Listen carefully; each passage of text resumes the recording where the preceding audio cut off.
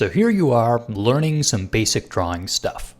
And a lot of the videos so far have been really simple techniques, some introductions to pencils and erasers, but this is going to be the first final product. You could think of this as your first milestone on this journey towards learning to draw better. So here's what we're going for. A nice, clean, linear drawing. You're describing what you're seeing in front of you using only line. Okay, well, if that's the final result, how do we get there?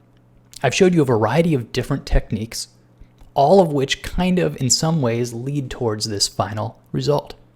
But what I didn't talk about is the way that those techniques can interact. And this is the fun part, where you get to take a bit of your own personality, the way that you like drawing, and mix and match. Assuming you've tried all of these shape techniques and the angle measuring that I've talked about, you might find that the first step for you is to think of things in terms of angle, concentrating on the relationship of one object's height to the next one's height. How do they line up in space together? Maybe you like to first envision the negative space, or to think of all the four objects as a single positive shape. And in this case, you could begin a contour line drawing, thinking about those large 2D graphic areas, positive and negative space.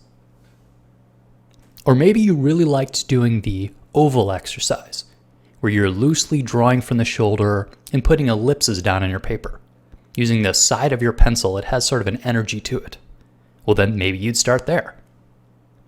So maybe you use the schematic drawing to find the verticals and the scale relationships, and then you draw with the side of your pencil and use the ellipse technique. Or maybe you like thinking of the linear block-in technique. Maybe that just makes more sense to you. So you take that basic envelope and then slowly divide it into more and more specific angles, turning straight line segments eventually into curved forms. The point is, though, that each of these techniques does not exist in a vacuum on its own. These are all just different ways of analyzing a three-dimensional form sitting in front of you and translating that into a 2D representation on your paper. So there's really no right technique to use. You might find that there's a combination of 2 or 3 of the techniques that are the best result for you. But you're going to find that drawing 3 or 4 different objects in one scene is a lot more challenging than any single object sitting on a paper by itself. Because this means you have to not only get the positive shape correct, but also the negative space in between the objects has to be clear as well.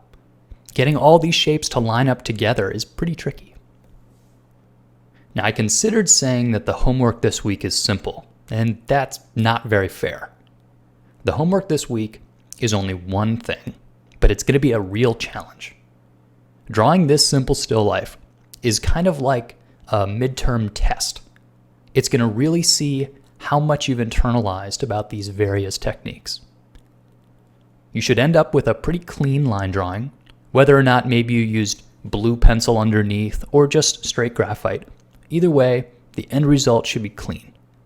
I know I've said this before, but it is not going to be glamorous. This probably won't be a portfolio piece for you. But take a while with this and make it look really nice, because these are all important skills, even if the subject matter isn't particularly exciting.